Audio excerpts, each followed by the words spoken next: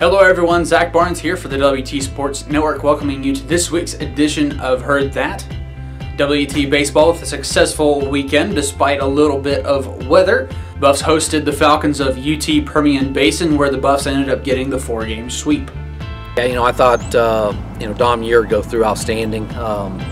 Yesterday did a great job there. I thought, all of our pitchers did a really good job. Did not think we were very good this weekend offensively, really defensively as well. And that was tough, on Saturday because the weather was so bad. It's a tough day to play defense and swinging and stuff. But on Sunday, was really disappointed with the way we came out.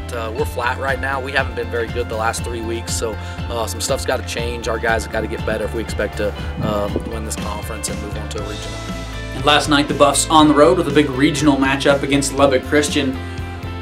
It was a pitcher's duel, as with the low final score, the Buffs ended up losing 2-1. Up next, the Buffs will be back at home as they will see Arkansas Fort Smith in a non-conference series. We'll see a doubleheader on Friday starting at 4 and a single game on Saturday starting at 1.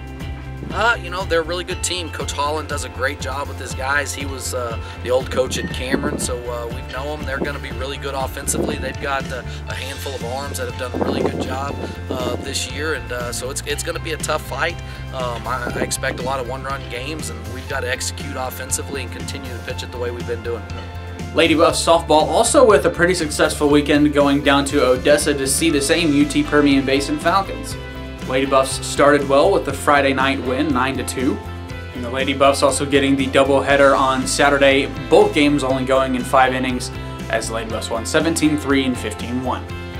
Yeah, I thought we had some girls that really stepped up, and we've been working hard on trying to kind of change our approach at the plate and do a better job of looking for our pitch and trying to drive the ball. And I thought they did a great job. Emily Baker and Alex Cordell, they busted loose, and with them doing that, some of the other girls kind of loosened up, and we got a lot of really good swings on it. And it's contagious when you go out and 2 or 3 people start swinging it well. Everybody else picks it up, and it was good to see, and hopefully it's something we can use now the rest of the way through the schedule. Up next, the Lady Buffs will be back at home against Texas A&M Commerce, starting with a single game on Friday night at 7, and then a doubleheader on Saturday starting at 2.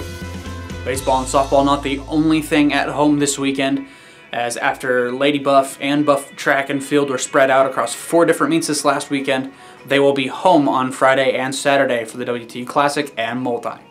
Buff and Lady Buff golf also in action on Monday and Tuesday. The Buffs down in Irving, Texas for the Dallas Baptist Patriot Classic. The Buffs ended up struggling as they ended up finishing in 14th.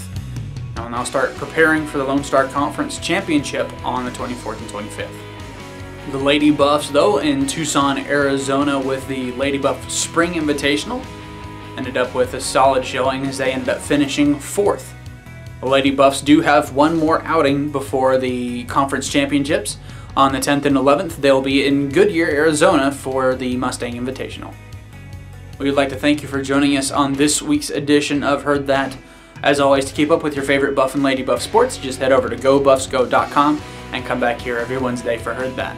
For the WT Sports Network, I'm Zach Barnes, and we'll see you next time. Up next, the Buffs will once again be back at...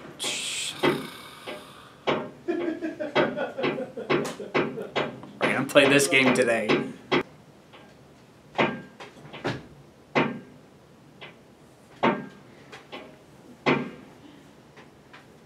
Oh. Up next, the Buffs will be back at home as they will... Come on!